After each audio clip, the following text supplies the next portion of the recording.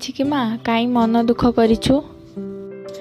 ଆମ ବିଦ୍ୟାଳୟ ଗଣେଶ ପୂଜାରେ ମୁଁ ନାମ ଦେଇଥିଲି, କିନ୍ତୁ ସାଙ୍ଗମାନେ ମୋତେ ପୂଜାରେ ମିଶେଇଲେ ନାହିଁ। ଏଇ ଗୋଟେ କଥା। ଆଉ ଗୋଟେ ଆଜି ମୁଁ କାହାଣୀ କହୁଛି, ଶୁଣୁ। ଗୋଟିଏ ଗ୍ରାମରେ କୈଳାସଚନ୍ଦ୍ର ନାମକ ଏକ ବ୍ୟକ୍ତି ବାସ କରୁଥିଲେ। ସେ ବହୁତ ସ୍ୱାଭିମାନୀ ମଣିଷ। ସେ କେବେ କାହାରିଠାରୁ ରେ ପଦଟିଏ ବି ଶୁଣି ନାହାନ୍ତି। ତାଙ୍କର ସବୁଦିନିଆ ନିତ୍ୟକର୍ମ ସାରି ଚା କପେ ପିଇ ଖବରକାଗଜ ପଢ଼ି ନିଜ କାମରେ ବାହାରି ଯାଆନ୍ତି। ସେ ତାଙ୍କ ପିଲାମାନଙ୍କୁ ମଧ୍ୟ ସେହିଭଳି ଭାବରେ ଗଢ଼ିଛନ୍ତି। ପାଖ ପଡ଼ୋଶୀମାନେ ମଧ୍ୟ ତାଙ୍କ ପରିବାରର ଉଦାହରଣ ଦିଅନ୍ତି। ତାଙ୍କ ପତ୍ନୀ କିନ୍ତୁ ଆଖପାଖ ପଡ଼ୋଶୀଙ୍କ କଥା ଶୁଣି ଆସି ଘରେ କୁହନ୍ତି।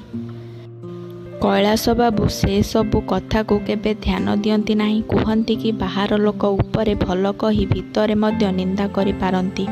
ସେସବୁକୁ ଧ୍ୟାନ ନ ଦେଇ ନିଜ ନିଜର ଚରିତ୍ର ସୁଧାରିବା ଉଚିତ। ତାଙ୍କ ଚରିତ୍ର ଓ ସ୍ୱାଭିମାନକୁ ମଧ୍ୟ କିଛି ଲୋକ ଭଲ ପାଆନ୍ତି ଓ କିଛି ଲୋକ ଈର୍ଷା କରନ୍ତି। ସେ କିନ୍ତୁ କାହାରି କଥାକୁ ଧ୍ୟାନ ନ ଦେଇ ନିଜ କାମରେ ବ୍ୟସ୍ତ ରୁହନ୍ତି। ଦିନକର ଘଟଣା, କିଛି ଦୁଷ୍ଟ ଲୋକ ତାଙ୍କୁ ସମାଜ ଆଗରେ ଛୋଟ କରିବା ପାଇଁ ବିଚାର କଲେ।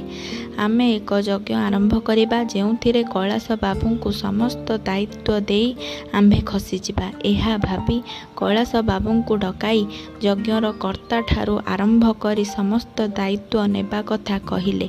କିନ୍ତୁ କୈଳାସ ବାବୁ ତାଙ୍କ କଥାରେ ଏକମତ ନ ହୋଇ କହିଲେ, ଆପଣମାନେ ମହାନ କାର୍ଯ୍ୟ ଆରମ୍ଭ କରୁଥିବାରୁ ମୁଁ ପ୍ରଥମେ ଧନ୍ୟବାଦ ଜଣାଉଛି ଏବଂ କାର୍ଯ୍ୟ ସରିବା ପର୍ଯ୍ୟନ୍ତ ମୁଁ ତୁମ ସାଙ୍ଗରେ ରହି ପତ୍ର ଉଠାଇବା ଠାରୁ ଝାଡ଼ୁ ମାରିବା ପର୍ଯ୍ୟନ୍ତ ସମସ୍ତ କାର୍ଯ୍ୟରେ ସାହାଯ୍ୟ କରିବି। କିନ୍ତୁ ମୋତେ ଯଜ୍ଞର କର୍ତ୍ତା କିମ୍ବା ଟଙ୍କା ପଇସାର ଦାୟିତ୍ୱରୁ ମୁକ୍ତ କରନ୍ତୁ। ଏହା କହିଲେ ଏବଂ ଡାକିଥିବା କଥା ଅନୁସାରେ ସମସ୍ତ କାର୍ଯ୍ୟ ମଧ୍ୟ କଲେ।